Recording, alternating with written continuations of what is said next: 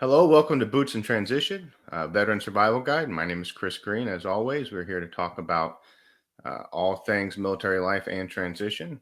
And today, really important topic we're going to discuss, being April is the month of military child. We're talking about children's benefits and how Tricare changes when we get out of the military. And today, my special guest, Susan Reynolds, is with Tricare for Kids. Tricare for Kids Coalition. I always Yes, mess up the coalition. it's all And right. she's going to talk to us about Tricare, how it changes, what to expect, and the challenges. So, I'm very excited to be here. Good morning. good morning. So thank you for having me on your show. I really appreciate it, Chris. And do you want to just get right into it and how the coalition came about and why we felt the need to form? Sure. Oh, okay. So in 2012, I was introduced to a very good friend of mine. I now refer to him as my other Jeremy, actually, because my husband's name is Jeremy, and they're actually both from Texas, no less, small towns in Texas, and ended up joining the Air Force. So I thought, well, this is just a sign we have to be friends, right? And I was introduced to this legislation and a lobbyist, no less, with the Children's Hospital Association called Tricare for Kids. And it was very simple. It was such a simple piece of legislation, and it cost the Department of Defense absolutely no money. And what we were asking for was a study to be conducted on the discrepancies in medical care for children, how Tricare implements and executes medical care with children and pediatrics when compared to Medicaid and other civilian insurances. But specifically, we're looking at Medicaid because Tricare is actually based on Medicare, not Medicaid, right? And as you know, Medicare is for the 65 plus crowd, right, not the 0 to 18. So there's going to be some discrepancies in healthcare and how it's implemented and how it's delivered regarding children because it's not based on children's care, it's based on adult care. And you have kids and they're not tiny adults, they're tiny humans, but they're not tiny adults, right? Whole different range of issues. I mean, exactly. And like that's why we have specific pediatric dentists. I love to talk about pediatric dentistry because kids are scared and their care and their needs for their teeth are completely different from adult care. And you also need to have that special touch. So you're not literally scaring the poo out of a child for the rest of their life to never want to go to the dentist again. Right. Right. So, and that's what I love about pediatrics is that they understand we're trying to not scare children here. We're trying to ensure that they want to lead healthy lives. But sometimes some kids are going to go through some scary stuff. Right. So I ended up walking the halls of the Senate because the legislation had passed in the House. And then I was on the Senate side trying to get it passed into the National Defense Authorization Act of 2013. And I seriously did 15 plus Senate meetings with a picture book of my son and how he had been denied health care and a coverage. And my husband is enlisted, and that meant we had to pay out of pocket. And I don't care what your rank is. When you're starting to pay for medical care out of pocket, we had to pay $5,000 for a cranial reshaping helmet for my son. So again, I don't care what your rank is. You can be a one-star general. You can be an E5. $5,000 in one lump sum is going to be it's going to be a good amount of money. So you had to pay. We had to pay. Enlisted salary. You had to pay $5,000 for needed. Well, yes. Well, fortunately, we were able to get a discount. So it still came down to about $2,000, $1,500 to $2,000. Right. And they wouldn't cover that? What was their reason? So Tricare says very clearly in their policies that they cover all FDA approved devices. However, they don't. And that was where I started to, I peeled back that layer and found a whole bunch of things in 2012 that Tricare wasn't paying for. Cranial reshaping helmets, assistive walking devices for children, like inserts and shoes to help little kids, who need braces on their legs. They weren't covering stuff like that. Supplements for children with feeding tubes, right? So that they can actually get nutrients. Mm-hmm. I'm like, wait a minute, that's that's Yes. food. Because Like we're talking that's about a food. population that lives below the poverty line in Yes. many places. Yes. It's very hard for military spouses to get that second job with the movement. I mean, that's been, you Yeah. follow a military home base, that's one of Yeah. their missions, is to bring spouses jobs they can take with them. Yes. You've got transient population, deployments. So now you're under budget. Yeah. I mean, you're underpaid. Yeah. You've got a husband who's possibly deploying. Uh, Yes. and all the expense that go with the family, and Yeah. then you have to pay out of pocket for it's not. And these aren't optional things; these are things you No. have to have. Yes. Yeah. And the public doesn't seem to really be tracking that. I mean, No. people aren't aware of these issues. No, they're not. And so for us, like my personal story here and all this, actually, my husband was deployed. 2 weeks before he did deploy, we actually lost our rental home to a tornado in Fayetteville. God. I'm not kidding. Like I am like the greatest, like tragic Murphy's Law military spouse story from 2011, 2012 timeframe, right? It's the most ridiculous thing you'll ever hear. So our house was hit by a tornado. He still had to deploy to Afghanistan. My son started getting chronic ear infections because his head was flat on one side and it was pressing up against his eustachian tube. I needed to have a hernia surgery because it was actually like sticking out. Like you could see it. Like it was so gross. I could smush it back in. Like my friends were like, that's really gross, Susan. I'm like, I know, but no, I know exactly. But my husband was deployed and I couldn't lift my son for 6 weeks. So, and I had an 8-month-old. I didn't get, I had to wait. And I had no place to live. Like that was the other thing. We were actually living in hotels and eventually we ended up moving in with my mother who lives in North Carolina, but I technically didn't have an address or anything. Like my stuff was in storage and I had to figure out a way to find us a house on, a power of attorney. By yourself? By myself, going through healthcare challenges and fighting the system, like fighting Tricare. Where was your husband deployed to, if you can say? He was in Afghanistan. So you have horrible communication and time delay as well. It's not like some people say deployment, it's like guitar and they're sitting in front of a phone bank and you get No. He was he was in Afghanistan. And since even though we're Air Force, and everyone likes to make fun of the Air Force deployments, and trust me, he makes fun of them too. He's never really done a full-on Air Force deployment because he's been assigned to the Army for so long. So he was with a cab unit out there. Yeah. So he's he's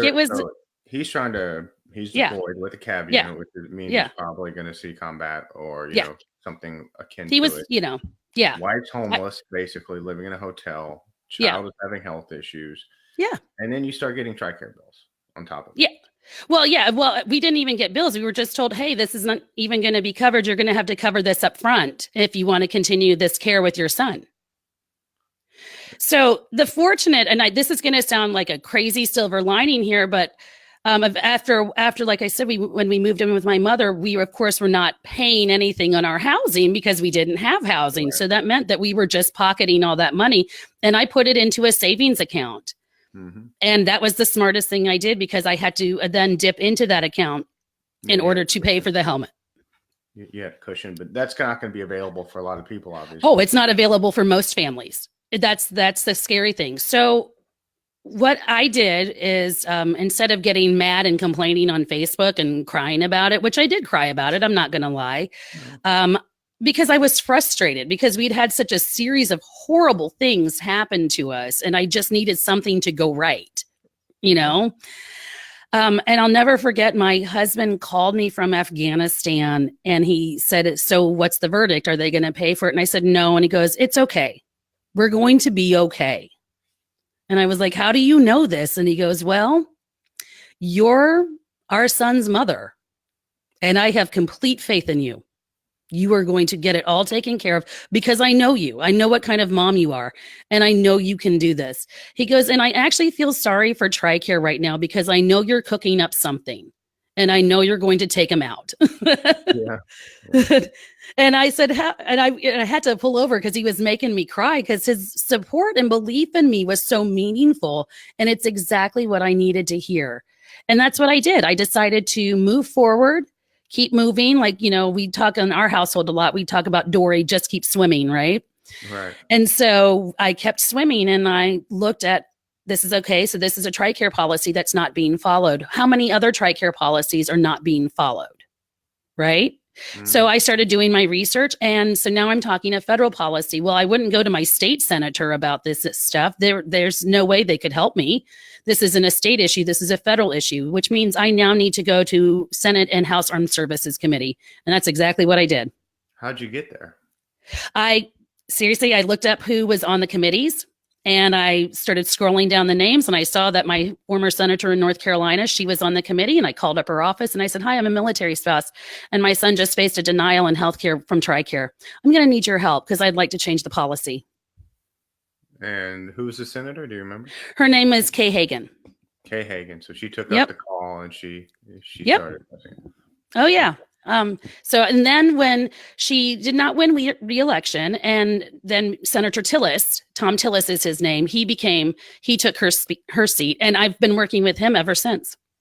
Okay, so this is still an active fight. You're still Oh fighting. gosh, yeah. No, This is still an active fight. This is not, sadly, has not been solved. But how we formed the coalition was to research, for that research study was to find those kinds of discrepancies, because Medicaid provides for cranial reshaping helmets. Medicaid provides those feeding supplements for kids with they're called G tubes, right? Gestational tubes. Medicaid, again, I'm going to sit here and go, Medicaid provides X, Y, and Z because Medicaid does, right? But that's what this is supposed to be based off of. So there's it's based off Medicare. Medicare. Sorry. Yeah, that's okay.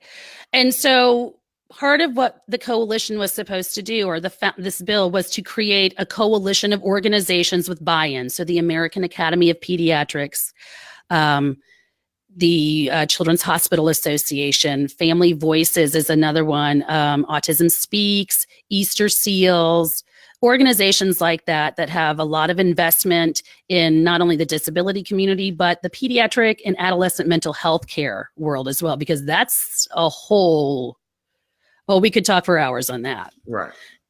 Because that too is just as problematic.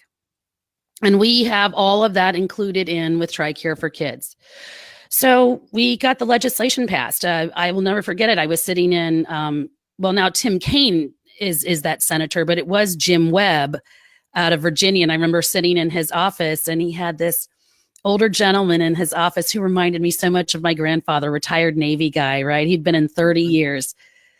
And he was like, he looked at me and he cupped my hand very grandfatherly. And he was like, "Young lady, we're going to get this legislation passed for you, because I get tired of hearing about how military families are just not being taken care of." And it passed. Yeah. I mean, I couldn't believe it. I was in tears. Yeah. We get a lot of lip service. Yeah. I mean, to a point that it's kind of a soapbox of mine, but there's a difference between awareness and actual action. So yes. you were able to actually get something done. Yes. So where I saw on your site, you have now something before the Senate, right? Yes. The new, I don't want to call it a Patient's Bill of Rights, but so we're partnering with the housing, Crystal Cornwall, who's been instrumental with all the housing initiative, right? Because I see this as a very broad, more than a broad. I mean, this is the biggest picture if you think about it. When you have someone exposed to lead paint and moldy housing, my wife has been really involved in that down here. So I've exactly been up with it as well. A lot of people at MacDill were affected by that. Oh gosh, yeah. Well, when we were stationed in Nebraska before we got to Fort Bragg, we lived in a home that was technically condemned to asbestos and lead paint, and we lived there for 2 years. And then they moved us into a remodeled home, and I say that with the air quotes, except I still had mushrooms growing in my house. So throw paint on it, but they don't actually mitigate it. Yeah. And they didn't do anything. I just plucked the mushrooms out of the, the baseboard, and they were like, "Spray some bleach." Okay. Yeah. So, so I'm looking at, we have to get on board with this Patient's Bill of Rights. The other thing that we're looking at doing now is, how do we get Tricare, and now it's Defense Health Agency. How do we get Defense Health Agency to start tracking what's happening, especially to our children? Yeah, because we have it's a mess. kids who never had allergies and now they have allergies and asthma. And these are lifetime diseases, right? Like asthma is something that can prevent someone from joining the military. Hmm. Yeah. Not to mention, well, just the mold alone. I Yeah. mean, I was looking at this. We had some bee huts. If you're familiar with what bee huts are, they're basically a Yeah. plywood establishment. You get black mold in, you got to tear it down and basically burn it and rebuild it. Yeah. And then in the military, they're just, they're telling them it's fixed. Some Yes. cases they've had people, they move them out and then they just move another family in to get rid of Yes. the noise makers, or they put new carpet down and then you pull back the carpet, there's mold everywhere. It's Exactly. any other kind of establishment, these would be class action lawsuits. But Yes. Yes. military, these contractors have been getting away with it. Well, yeah, exactly. And it's not just the housing. We also need to look at the buildings that you all used to work in. So when we were stationed in Nebraska, my husband's first office was in the hangar that the Enola Gay was built in. Well, the Enola Gay is the plane that dropped the bombs on Hiroshima and Nagasaki, and they were stored there. They were cancer clusters. Like people in certain offices actually developed testicular and brain tumors, brain cancer. And it was just, oh, it'll be okay. So Yeah. it's a huge issue. Our buildings, the quality of our housing, air. Like, so my husband had to sign up for burn pits. So you have to talk about that level I of know air it's burn pits, quality. yeah. Mhm. The chemicals. So the Camp Lejeune water contamination, that is one of over 100 and something bases that have water contaminants. And They had that's, that at Fort Ord. We were stationed at Fort Ord. It's yeah. been closed for years. Oh gosh, I remember that. I remember 20 years, friends yeah. going there when I was a kid. Yeah. Well, my wife's family's from there, so Oh, we get okay. the same water. And Yeah. right there at Seaside. And found out that it's all the lead from, so many years of the light infantry. And then you're like, okay, Yeah. well, use the same blueprint to treat it. So it's basically every base where they shoot rifles, you're going to have that issue. Exactly. So what we're trying to do is make sure that this information is being tracked and that we are partnering with organizations like the CDC. Because if you go on the CDC website, they have a whole subsection devoted to lead poisoning, how to track it, what are the symptoms, what you need to do, how to remediate, how to contain it. And that's just the CDC's lead side. They also have they have everything on like household toxins to, lead paint to gas leaks. I mean, you name it, it's all there on the CDC. The National Institute of Health has the same thing. The Children's Hospital Association, American Academy of Pediatrics, on their websites, same thing. So now how do we get Defense Health Agency to partner with these organizations so we can start putting together some kind of registry? Because that's the idea that's being kicked around now, is basically a burn pit registry type situation, I guess, or a registry, something like the burn pit registry for those who have been in housing, because we're not just talking the last 5 to 10 years. We're talking about people who lived in housing potentially 40 years ago. Yeah. Well, And I think there should be some warning. I mean, there should be some way. I mean, so I work with real estate. My wife works with real estate now. And, we've got our lead paint disclosure. And if we don't get that disclosure, then there's criminal, and well, it's highly penalized. We'll say that. Yeah, exactly. But so if you're moving your family to military base, there should be some official notification. Hey, before you move into base housing, this is an issue. Be aware of it. And then at least you're making that buyer beware decision. Like, we're going to risk it. But this seems like they're completely hiding it. And I don't want to be a conspiracy theorist, but I know. That's not my thing. But there's certainly some sort of it feels to me some sort of an intent to deceive. I have to agree with you. People know. I mean, it would be easy. Just a piece of paper that says, hey, by the way, we've had these issues in the past. We think we mediated, but you should be aware. And then you make your decision based off of that. You've got children, or even if you don't have children, maybe you want to have children, or whatever, or you just don't want your wife drinking lead tainted water. You should at least have that sort of buy-in. Yeah, so exactly. To my knowledge, I don't think any base does that. So how do people find out? So with us, when we lived in housing in Nebraska, we did have to sign the lead paint. We had that. That was the only thing we got, though. Right. Right. The asbestos we found out about 2 years later when all the older homes around us started getting torn down. And I noticed that there was plastic up on all the doors and windows. And I was driving out to the commissary one day and this construction worker stopped me and he goes, "Ma'am, what are you still doing here living on this street? You all should have been moved by now." I was like, "Well, we're the childless couples. It's all the childless couples that are left. We don't matter because we don't have kids." And he goes, "All of these homes have been condemned to asbestos and lead paint. You shouldn't even be around it." And that's how I found out about the asbestos. Was a construction worker told me. Right. And then it's, of course, you've got all this extra money laying around. Yeah. Just go get another place too. Well, and so fortunately, this was interesting because our home was being torn down. Housing actually had to move us and pay for us to move into a new housing unit, which was great. I was like, whatever, cool. But they moved us into a place that was filthy. Like human feces was actually left in one of the toilets that I had to deal with. And that kidding, because I'm really like just not a nice person at times.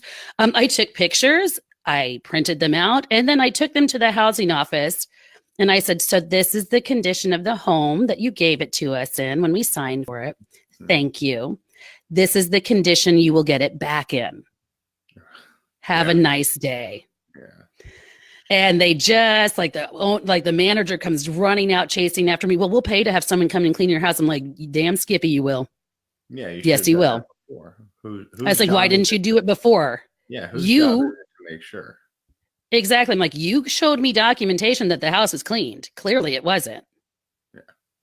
So, but it's so these issues are all culminating now and they're all coming to a head, which is great because we need them to. We need to start talking about how this is going to impact the health and welfare of our children, but not just our children, our service members and their families in the long run. And so what we're trying to do is to ensure that we're still talking about these issues. Every couple of years, we face another issue with autism coverage, right? For ABA therapy, which is applied behavioral analysis therapy. Every couple of years, there's always something. Tricare wants to change a policy. Tricare doesn't want to, what was it? 4 years ago, they tried to say that magically children would not be considered, autistic after 16, so they shouldn't receive any ABA therapy. And that was based off of what? Yeah, they just don't want to pay for it, really. Right. Yeah, but it was just like magic made up policy, right? Yeah. Like it goes against every best practice from every pediatric, organization out there. And it's like, where did you come up with this one? Like how? And so we had to fight that and we won. But now what they've done is that they have families go in every 2 years to get their child re-diagnosed.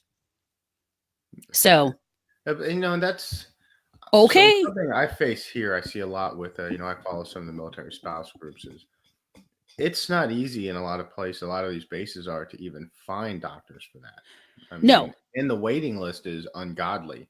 Yes. I think I saw something that was like a year or 6 months to a year just to get them because there's one provider. Yeah. And this was in Monterey, California, which is next to Pebble Beach. It's not like you're in the middle of nowhere. It's a lot of well-paid doctors there. Yeah, it's not Fort Irwin, right? No. So to get your child in, they talk about 6 months to a year wait list. So, and that's there. So talk to me a little bit about that piece of how you you basically unwrap that. So that's part of what we're running into. So as you know, last year, Tricare went through massive changes, and they went from 3 regions down to 2, and then the providers basically flip-flopped. HealthNet, which was for the North region, went out west, and then Humana, which was for the Southern region, took over all the East. And part of what we're dealing with here and what we're, and I'm going to use the word combating because that is exactly what we're doing. We're combating quite a few issues here, is that we are combating reimbursement rates for medical care that are lower than Medicaid and Medicare. And so when your reimbursement rates are, let's say an appointment for a child, let's go with pediatric, let's go with a mental health appointment because my son has anxiety and ADHD. So he does have to see a behavioral health, a mental health, behavioral health counselor, right? Right. And her appointments were roughly $110 in Fayetteville. And I remember getting back in, the letter saying, here's my explanation of benefits. And Tricare paid her in her January appointments last year, paid her $10 per appointment. That's it, $10. That's less than minimum wage. Yes. And this is a woman with a master's degree who's working on a PhD, and she was paid less than $10 to provide life-saving mental health care to my child. And that's why you can't find a doctor And that's why you can't find a doctor. Basically be willing to do charity work. Yes. Yeah. They have to be willing to do charity work. And here's the thing. This is where Defense Health Agency has been very unfair and, in my opinion, just unethical. They're just like, but these are America's military kids. Why wouldn't you want to pay for just suck up that cost? And eat too. They've got student loan debt. I mean, they've got exactly. They have employees that they have to provide benefits for. People are depending on them. Yeah. So I don't like that strong arming. I'm just like, wait a minute, now you're making us look like charity cases, and I'm sorry, we're not a charity case, right? So you were dealing with very low reimbursement rates, and once those reimbursement rates are low like that, then we have providers who no longer want to accept Tricare because, well, can you blame them? No. So now wait times increase. Okay. So now we're dealing with low reimbursement rates, which means we have longer wait times. And then the other super fun thing that we're dealing with is the medical provider list that Humana and HealthNet are supposed to be keeping up with are roughly at 30 to 40% accuracy. So I have a friend. Doctors are that they can use. Yeah. So the list. So let's say you're still active duty. Let's say you're EFMP. You have a child with autism, and you're supposed to be going to Nellis Air Force Base, okay, in Nevada, in Las Vegas, no less. And you look on this provider list, and you're like, oh, hey, here are 20 different ABA therapists in the area, therapy groups in the area. Great. That's 20. Amazing. Shouldn't have a wait time. No, half of them probably won't even accept Tricare anymore, and they're not even updated. No, or if they do, they're not going to give you the appointment at the time you need. Yeah. So we're here. I'm stationed. I was stationed. We live in Tampa, and this is for people who don't understand how joint manning works. Oh yeah, you guys are interesting there. Yeah, so we've got an Air Force base with 3 COCOMs now. You've got SOCOM, CENTCOM, and now SOCCENT, and they're still standing up other satellite stuff. And because it's not a joint base, they're only manned for the small Air Force element. So, and that's why when I learned why it's so hard to get an appointment and why everything goes on the economy, because they're just not, they don't have the personnel for it. That's not McDill's fault. They can't help that. So everybody who goes to McDill is forced to go to the economy. Yes. And then you can't see a doctor, or even if you do see a doctor, it's, half time. I understand them treating me like second-class citizen now based off of this information, because they're moving away paying customers that are paying full price, or at least an insurance that's giving them a more fair deal. Well, and it's getting ready to get worse. Yeah. So talk about that. Why is it going to Okay, so here's where the fun really begins, right? Oh yeah. So part of, it's going to be so much fun. So the National Defense Authorization Act that created the changes to Tricare, I think it's that NDAA. I think it might be, maybe it was, I think it was that same NDAA. Also created something else, Defense Health instructed, how about that? Something else. Defense Health Agency is now getting ready to take over all military treatment facilities, all clinics, hospitals, active duty. all of them, with the exception of dental. I don't know if dental is going to fall under them. I'm not really sure. Dental is one of those areas that I'm just it's so hazy to me. Yeah. What about the VA? Not the VA, because that's its own separate. Remember, that's its own separate department still. Mm-hmm. Okay. So, oh joy, right? Oh, we're so excited. And starting this past year, 8 hospitals already fell under Defense Health Agency as their pilot program. And Womack Army Hospital at Fort Bragg was one of the 8.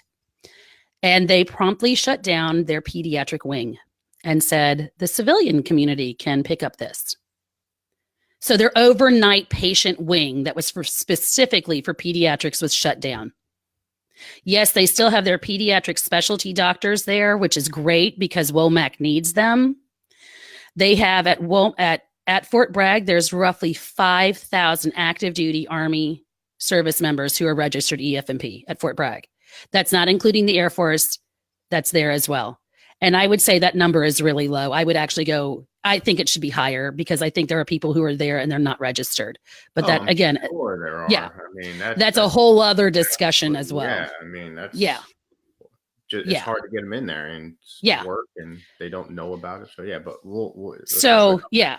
so that was one of the first big changes that they did, is that the overnight wing of Womack was for pediatrics was shut down, and they said, well, the local hospital, Cape Fear Valley, can take them. And Cape Fear Valley Hospital is like, yeah, we're a local hospital for at least 5+ counties. You have 55,000 people on your base, on your installation, and you're wanting us to pick up your slack? Yeah, so they made the assumption without even checking to see if it was a possibility. Yeah. Yes. Wow. And that's going to be what's happening now, is that we're starting to see that. So all the respective surgeons general for the branches are now going to be doing only, they're calling it troop medicine. So active duty medicine. The family care side is getting ready to be shoved all off base in installation. And that's coming in the next 3 to 5 years. I've seen people talk about it, but I didn't really understand the gravity of it. I mean, I just figured, okay, wait times, copays. Yeah. I've said, and we can go down the copay piece later. Yeah. But yeah, so that just getting in to be seen. Yes. So Shepherd Air Force Base in Texas is another example where they're already no longer, so the Air Force came out with an IG report this past summer. They would no longer be seeing retirees at their MTF. So when my husband retires next year, he will not be able to go to his MTF for medical care anymore. MTF is just military treatment facility. Right. I'm sorry. I speak in some of these. I know, but I know something. Yeah. Yeah, exactly. They're so second nature for me. Sorry. You speak military. Thank you. And I can speak Army and Air Force at times. It's great. Yeah. So when he retires after 20 years and he was told that line, hey, you're going to get free medical care for life. No, that's gone now. That's gone. He's not, because he can no longer access his on-post medical facility. Right. Because he's, that's the Air Force policy. And Fort Knox is another place that's already doing that, right? Mm-hmm. Fort Bragg, not so much, because they're still way too big. And I think that there might actually be a revolution in Fayetteville if that was to happen. I think we would seriously see people marching in the streets. Start talking about retirees. I mean, that's the main reason. Just as a real estate piece, that I've seen, that's one of the primary decision makers for people where they retire is access to medical care and a commissary. Yeah. Right. Yeah. So that's, so people who have bought their homes, they retired near the base, for that are now being pushed the economy. Yeah. And if you have a chronic illness, so, like just my story is nothing compared to yours, is just, I saw the difference. And this has been a shocker, is I just had an elbow surgery, had the same elbow done a couple years ago. I was active duty. And, just what they wanted me, I think the physical therapy alone was going to be roughly $90 a week. Yeah. And that's, see a physical where they basically stretch you. I said, I can do that off of YouTube. I don't need to do that. And I did actually, it's working. So nothing against physical therapists, but But I was forced to do self-care like that because of all these copays. Yes. And mine's not even serious. I don't have breathing problems. I don't have heart arrhythmia problems. So, I don't have my child doesn't have special needs where they need to see a doctor consult, or you're forced to make a decision between seeing a licensed professional healthcare person and YouTube based off of these ever increasing copays. So not only is there doctor unavailability, medical unavailability, when you do get it, you're going broke off of just the copays. Yeah, exactly. That's exactly it. You've wrapped it up very nicely. Thank you. Um, Uh, it it's and I get it. So, and I understand that this is what a lot of Americans have to deal with. I get that. I really do understand that. And I'm not one of those people that thinks that we should be put up on that pedestal, that we deserve so many extra things. No, I don't think that at all. this is a benefit. This is why I did 20 years. I didn't do Exactly. 20 And they're years not because being I liked honest with 20 years. you. I did 20 Yeah. years to take care of my family and take care of it was an Yeah. investment and it was a deal. Right. Yeah. I mean, we made a deal. And the deal has been renegotiated, and you haven't even been brought to the table to be a part of the negotiation Give me back process. 5 years. Yeah. You can't do that. Right. Yeah, exactly. So, and then your family. So give me back better knees. How about that? Make my back not hurt from jumping out of airplanes. If you have your, so your active duty, you get Tricare. If this was a Fortune 500 company and the amount of people that the military certainly has that power, they would, you could, part of your, union or personnel negotiations is to get better benefits. But we have we only have people like you who are doing it, fighting on our behalf. We don't have that negotiating power to get better benefits or leave to another job with better benefits. And the older I get, the more important benefits become. Exactly. So you took up this fight. Did you have any kind of experience in? Because I read your website and you sound experienced. And for anyone who hasn't read your website, all these documents you're referencing are on there, so they can do their own research. Yeah. So personally, I actually have 2 learning disabilities and I'm ADHD. And this is really quick aside here. One of my learning disabilities was diagnosed by the now governor of Virginia when he was a pediatric neurologist at Landstuhl. And I'm like, that's crazy cool, right? Like, the governor diagnosed. Okay, that is so amazing. It was 15, right? And then we called him Dr. Ralph, and I still refer to him as Dr. Ralph, not Governor North. I'm like, you mean Dr. Ralph, right? Because that's what, as kids, that's what we called him. Mm-hmm. And I started advocating for myself. Actually, I started doing it in college. I was one of those kids that was one of the first generation beneficiaries of the Americans with Disabilities Act, which meant that I finally got services and accommodations in college because I was denied every step of the way in high school. My teachers did provide accommodations out of the goodness of their heart, but no, I never received any kind. Yeah, it wasn't, and it should have been mandated. I have dyslexia, right? Come on, that's like the most common learning disability known to mankind, and they wouldn't do anything. But we were at a DoD school overseas, so they'd love to use that gray area of like, well, we're not really in the United States. Okay, sure. Mm-hmm. Okay. And so I started SelfAdvocacy. I remember the first time I went into the disability services office on my college, and I was absolutely terrified. I have never been so scared in my entire life.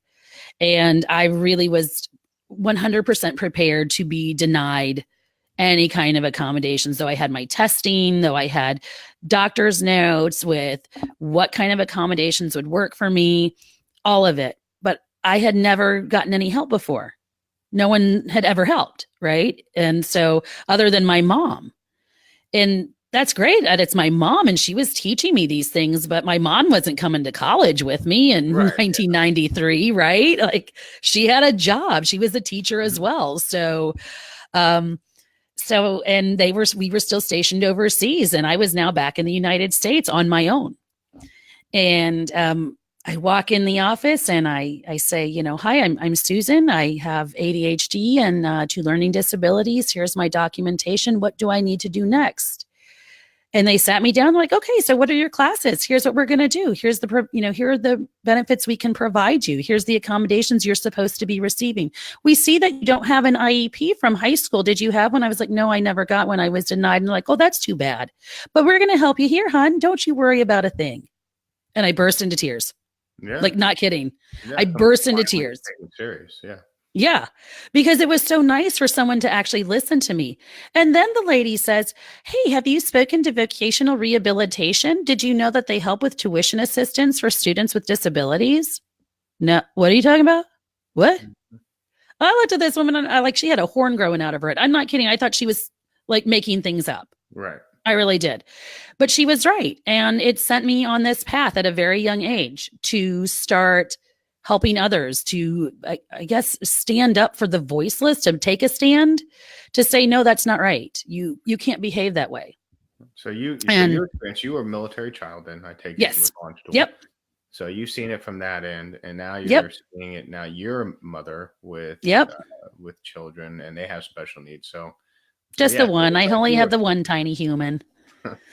so you were but this is like almost so you could say you were groomed for this path, for what you're Yeah. doing now because you've been through it. And I mean, first off, it's awesome what you're doing. I love to see it. But Well, thank you. My now mom, you're fighting on Capitol Hill. oh yeah. My mom, when you said the groomed part, you would be right about that. My mom was, gosh, she is something else. When we were stationed overseas, the Dodia schools had this ridiculous policy that local hire teachers had to have 2 different state certifications to be hired, right? And this was the early 80s. Okay. So no one was storming Capitol Hill back in those days. And plus, we were at a small installation in Germany, no less. Right.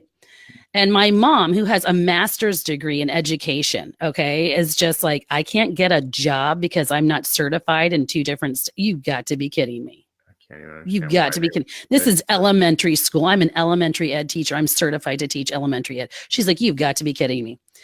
And so she was at one of the wives' coffees, because that's what they were called back then. They were the wives' coffees.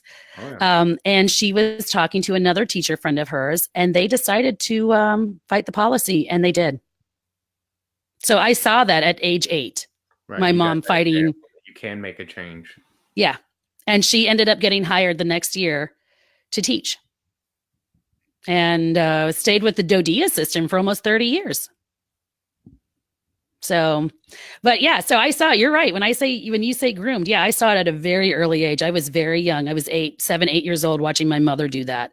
And she and a group of friends changed that policy, and it really helped out with spouses and spouse employment, even back in 1983. Oh, so you're a lifelong advocate.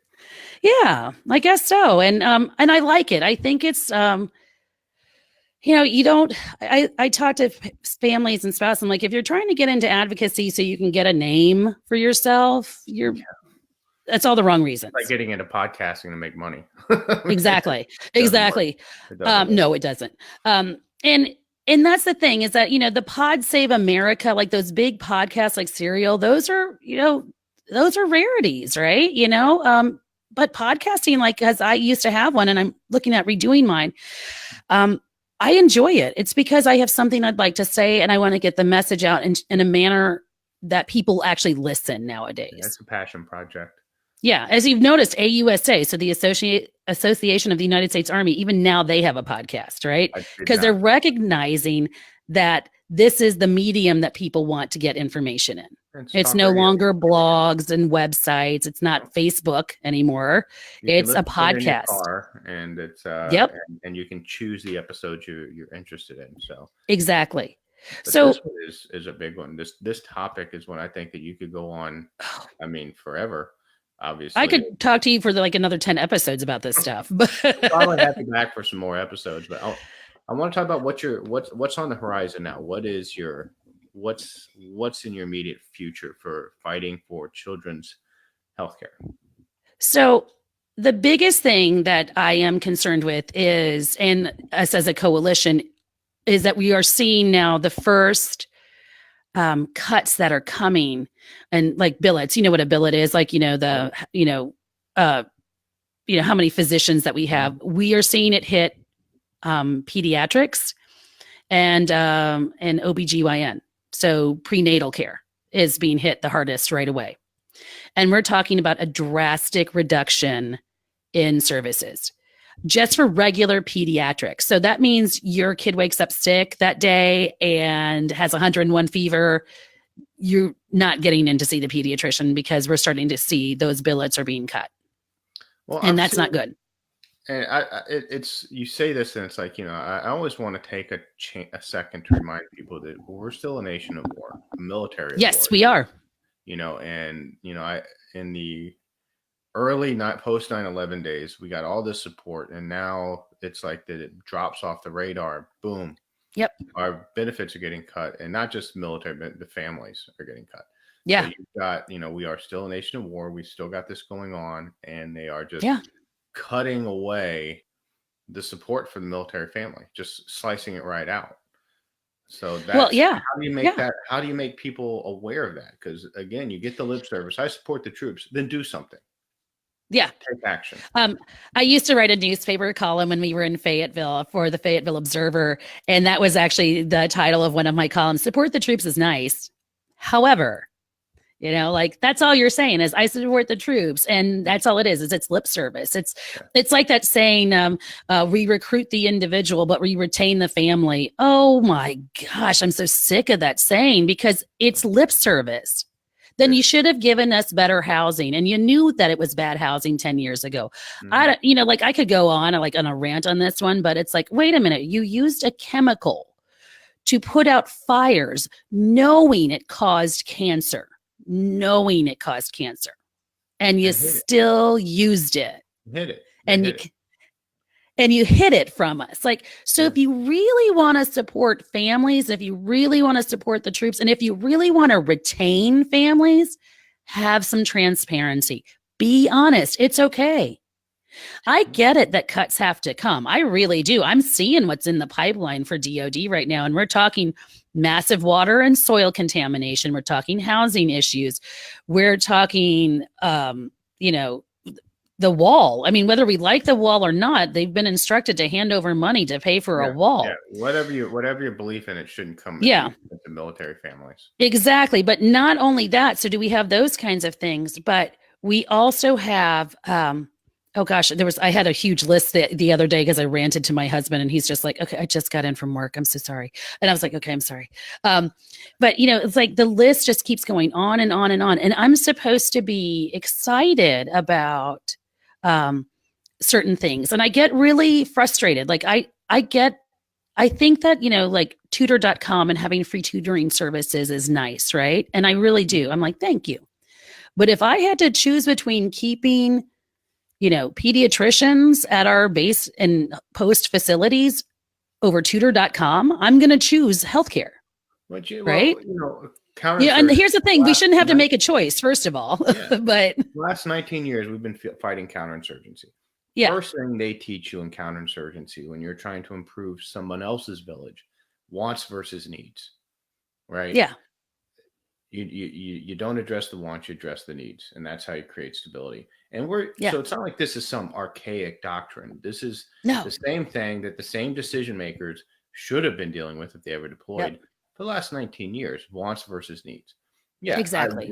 I want my house to have fresh paint, but I really need it to be mold free.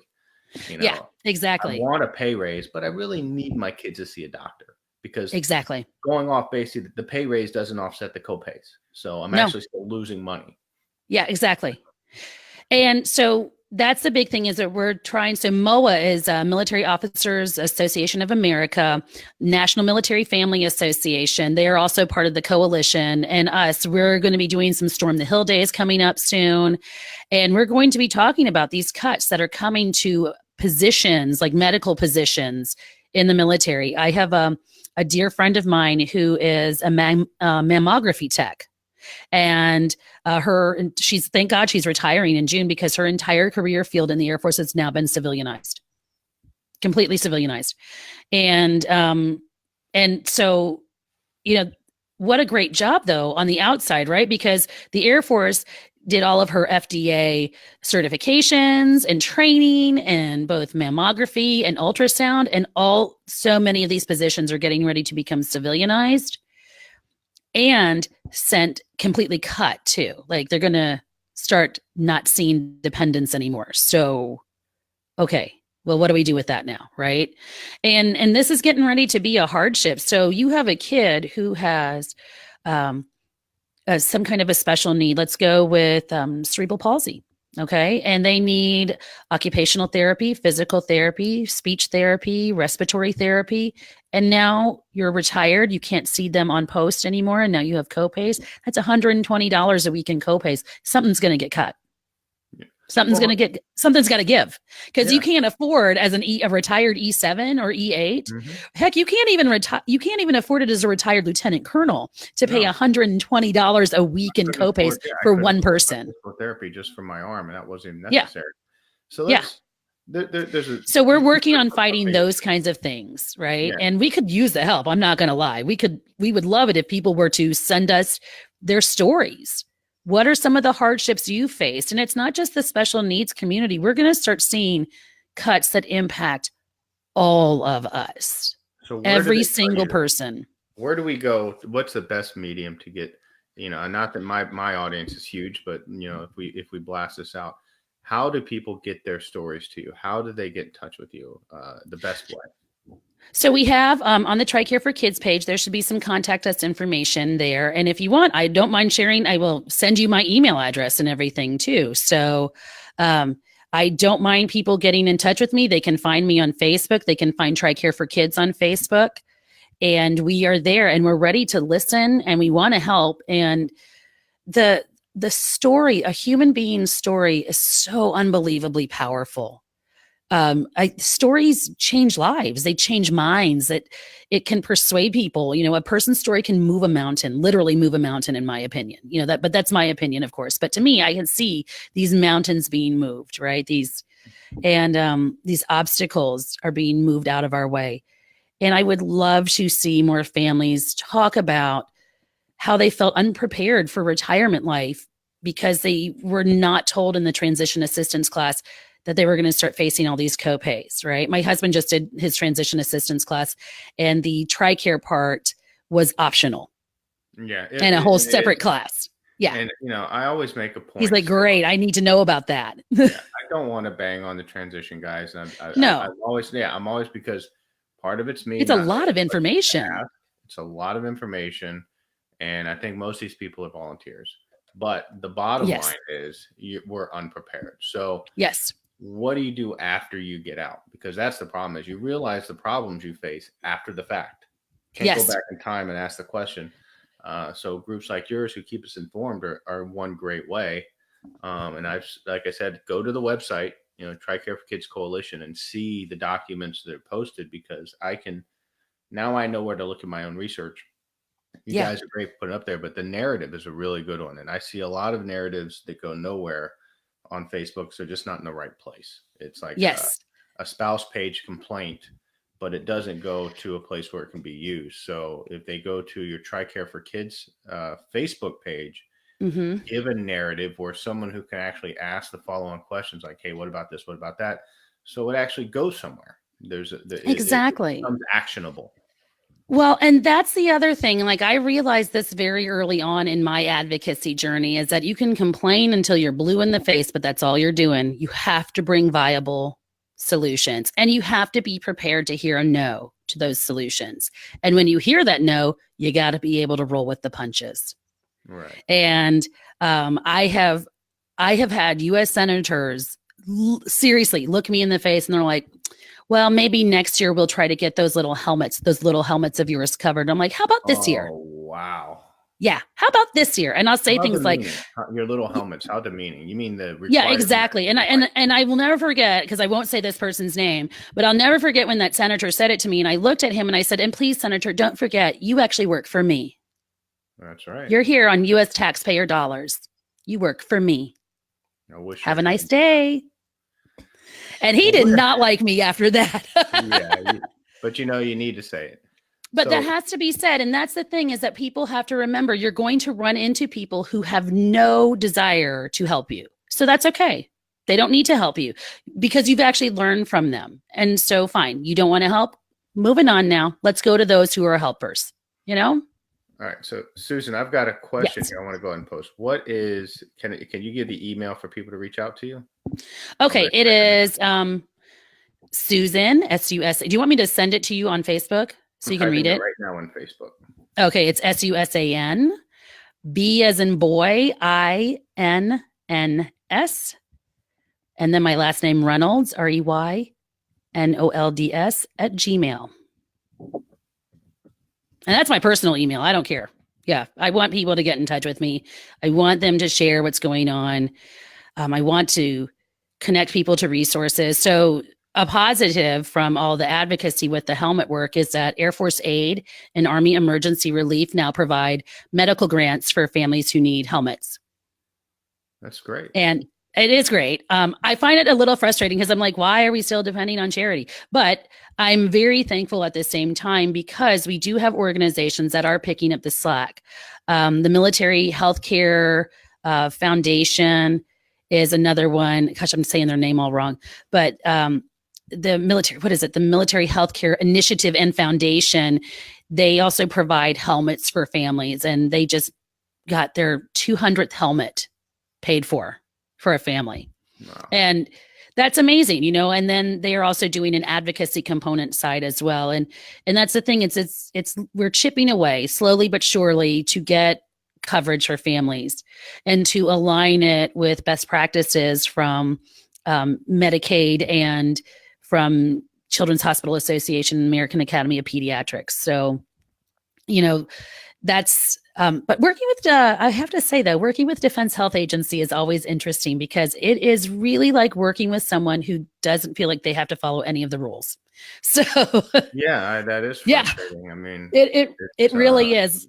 No one can, it's strange to me how no one can seem to hold them accountable. Like we were in a meeting last week with, Armed Services staff, and the staffers are like, well, you know how it is over there with Defense Health Agency. And I was like, yeah, I got a question about that.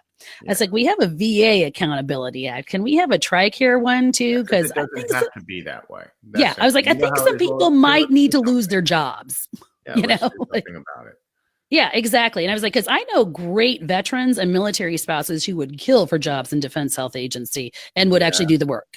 And there's something to be said about the tenacity of a military spouse, something extremely underrated and undervalued. And I'll be honest with when it comes to the other side, the opposition, underappreciated just what a fight it can be. Because my wife has shown me lately the power of military spouses when they unite is extremely impressive. So they should. I mean, I'm never fighting with military spouses because you guys come out like a pack animal. I mean, we'll hurt you. And don't mess with our babies, right? Okay. Like oh my gosh. I'm so like, I am a ridiculous mama bear. Right. And I just get, I don't know what happens. Like, it was like, I never thought I wanted to have kids. Right. And then I met my husband. I was like, I can't wait to have all of your children, right now. And he's like, well, can we get married first? We're only on our third date. Right? And, I mean, I knew that early on that he was it. I didn't want to be with anybody else. But, I remember the first time I held my son and I was like, it was just like, I felt something wash over me. And I thought, heaven help the person who tries to do anything to him because I had a friend who just had his first kid. And I said, if something doesn't change the first time you hold that baby, then there's something wrong with you and you need to figure it out because it's crystallized in my mind the day I held my daughter and I'd never had baby experience. And I looked at her fingers and how fragile her fingers were. I've been a grappler and stuff, and I'm like, anything can break those. And it changed. I looked from that moment on, if I watched a movie, I always saw it from the dad's perspective, not the young guy. Yeah. I mean, everything changes. So it does. Yeah. And we should be protecting our children. They are our future. I mean, they really are. They are the next generation. They're going to be the ones taking care of us and fighting for our benefits still. Yeah. And as we all know, the military is a family business.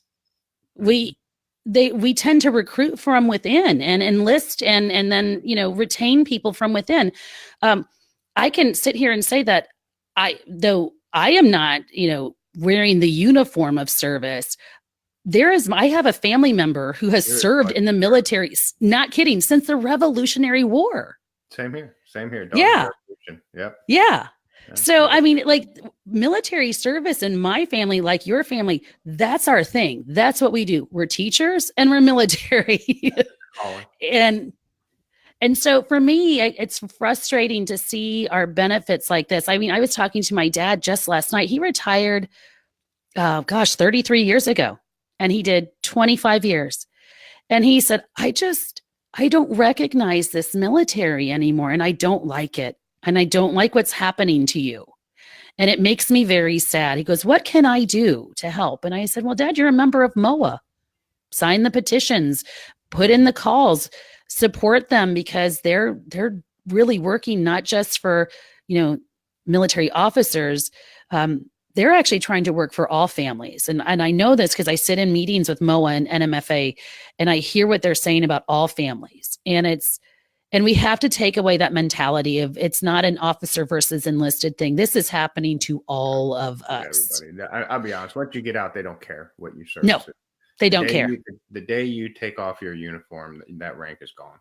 Yeah, exactly. People who try and dwell with it I think they're clinging to the past. So I want to end on 3 things. Give me 3 things that people can do to take action today. So the biggest thing is we need, with the housing side, we need to get a registry of some kind started. So start recording and writing down and documenting anything, any kind of healthcare issue, big or small. It doesn't matter, from like sniffles and sneezes to the full-on debilitating illness. Write it all down and start documenting, and then start sending it to us, because we need this registry. We need to get it started, and we need to get this registry started. The other thing is, and sounds really strange, is if you haven't experienced any issues accessing healthcare, talk about that as well, because that means you're the gold standard, right? Okay. That means the system is actually working right. And we need that comparison. Right. Yeah. Because that means that's what we need to live up to, right? Like that's how it's supposed to be, is what family A is experiencing, and everything is working. They've had maybe a 30-day wait time, all of that. If that is what's happening, let us know that as well, because again, that's the standard, and we need to know that standard. It helps us set the bar. And that's a good thing, in my opinion, right? Like we need to know what's working. Yeah. Because we always say what right looks like, and show me what right looks like. And if you've got an example of what right looks like, and then don't blow off the complaints. Exactly. Just because it's not happening to you doesn't mean it's not happening to someone else, right? I hate that mentality too. So, and then really listen to people. That's the other thing. And it's okay to be collaborative in this space. We need people to be collaborative here. And we need for people to help each other and not stand in the way. Again, just because it's not happening to you doesn't mean it's not happening to somebody else. And so don't be dismissive. Listen with open ears, open heart, open mind, and start sending people to resources that can help them. I have brought them up a number of times because I truly love this organization, but the National Military Family Association has been around for over 40 years for a reason. And they are doing everything they can to fight for our families. And that is something that, share your story with them. They're collecting them. They want to hear them. They want to help. So look at organizations like them, like the Tricare for Kids Coalition. We're here to help. We want to hear your story. We want to hear what's working, what's not working, and everything in between. Start documenting. And if you need to, I'm going to start working on a way to provide, and I don't know how to do it yet, a webinar on how to advocate to your elected official without losing your mind and being all like super screamy, because that doesn't help.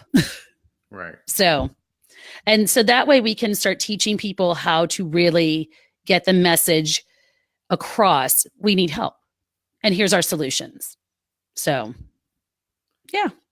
Wow, Susan, thanks. Thank you. You're great. You're impressive. Very impressive. And I definitely want to have you back on, because I've been scribbling some notes about some other areas I'd like to discuss with you, and we could go all day.